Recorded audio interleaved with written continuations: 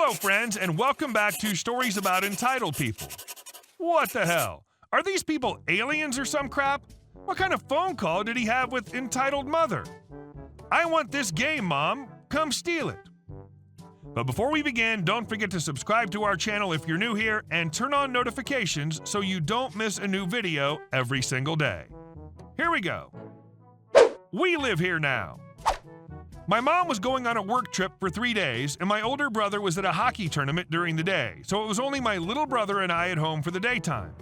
My little brother called me to ask if some of his hockey friends could come over, and I said, sure, as long as their parents said it was okay. When my little brother got dropped off along with 7 other kids, I had no idea so many kids were coming over, I acted calm and went to the kitchen to make them some snacks in case they got hungry. The kids were playing Xbox and switching every couple turns and didn't see it as a problem. Half an hour later, everything went wrong. The kids were still playing and switching, but since they switched every other time, someone died. My brother, who already had experience, was playing longer than some of the kids, so one of the kids, let's call him Mark, was screaming that he didn't get as many turns, so I went to go check on him and asked if he wanted to help make iced tea for everyone. He agreed and walked with me to the kitchen. I thought everything was fine. I was wrong. Mark grabbed the phone from my kitchen and started dialing a number. I asked who it was, and he said his mom. I was like, okay, sure. Maybe he's just checking in, so I gave him some privacy and brought out the iced tea. 10 minutes later, Mark's mom knocked on the door, and I assumed for pickup, which was weird since it was only like 45 minutes, so I told him it's time to go home, and he didn't respond.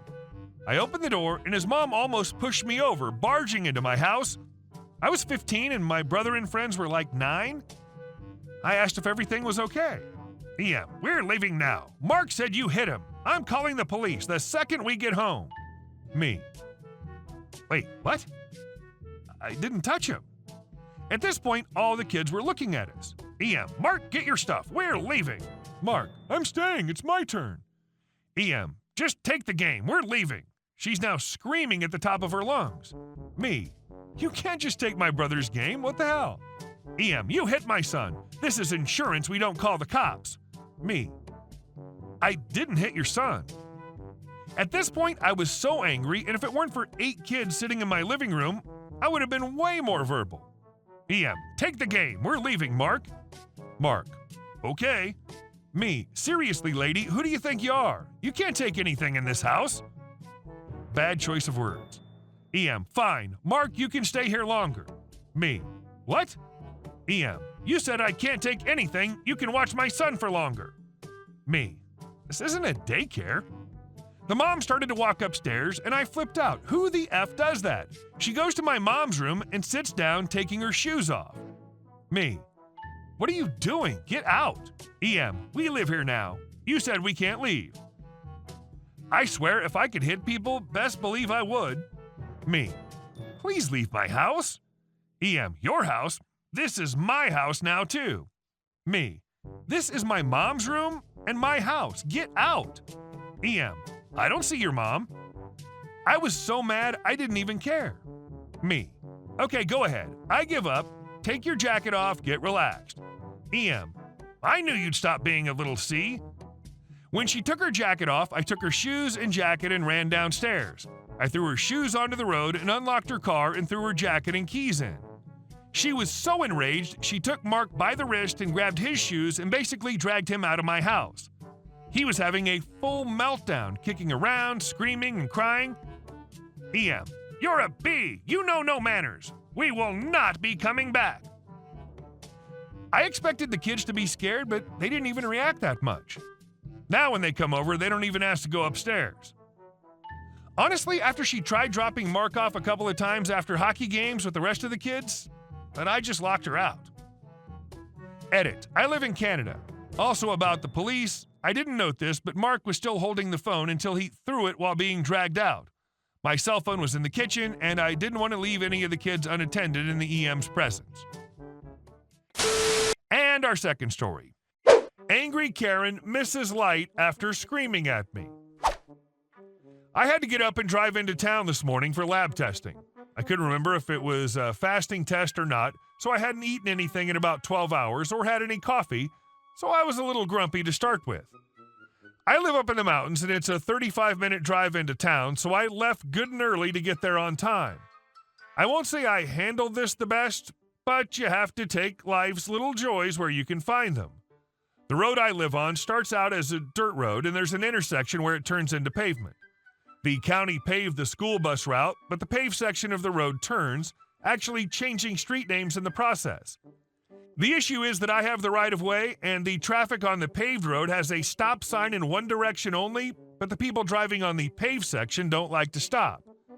It happens all the time, but the police don't hit this backwoods corner of my world, so nothing happens. Anyway, as I'm approaching the pavement, Karen blows the stop sign without so much as a pause. While at this time it wasn't a risk, but it pisses me off, so being a little passive-aggressive, I take a little petty revenge if I can.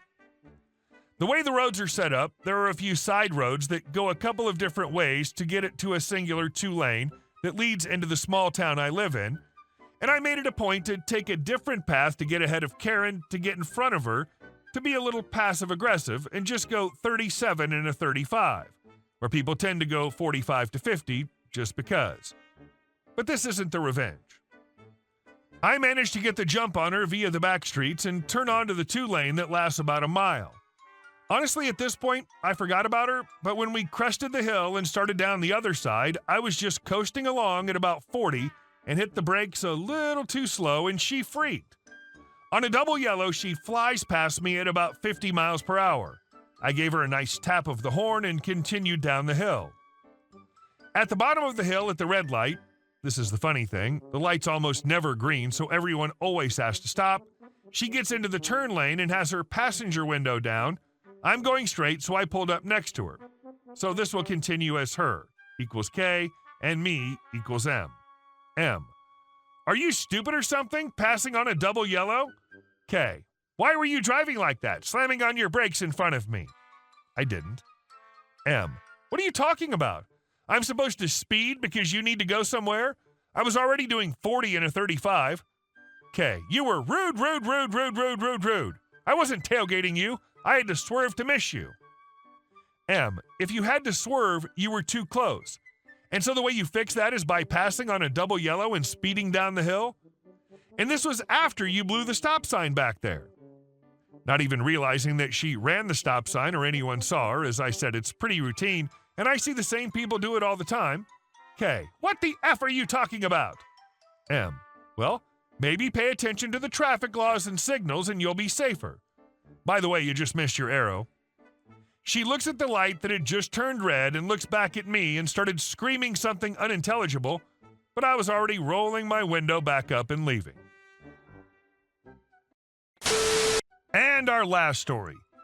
Called the police on someone who parked in my driveway. Last Saturday, our neighbors had a yard sale. There was a decent amount of people that stopped by, and they were fine parking in my neighbor's driveway. We live on a very busy street, so parking on the road is a nuisance as there's no shoulder and people tend to drive well over the 35-mile-per-hour speed limit that's posted. To be clear, it's very obvious that this is our driveway on our property. We do not share an easement with the neighbors, so this person purposely pulled into our driveway because the neighbors was full from other people at their yard sale. The way he was parked completely blocked both of our cars in, so if we needed to get out, we couldn't. About an hour into the sale, we noticed a car pull into our driveway. I asked my husband if he was expecting anyone, and he said that he wasn't, so he went outside to see what they wanted. He saw the driver, a passenger, and 2 children get out of the car and walk over to the neighbor's yard sale. My husband called out to the driver of the car and told him he can't park there and to move his car. He told my husband that he had nowhere to park and the kids were with him and it was too dangerous to park on the street. My husband said he understood, but he needed to move the car out of our driveway. The man proceeded to argue with my husband until he finally told him to either move his car or we'll call and have it towed. My husband came inside and asked me to call the non-emergency police line to see if someone could come out and ask the driver to move the car out of our driveway.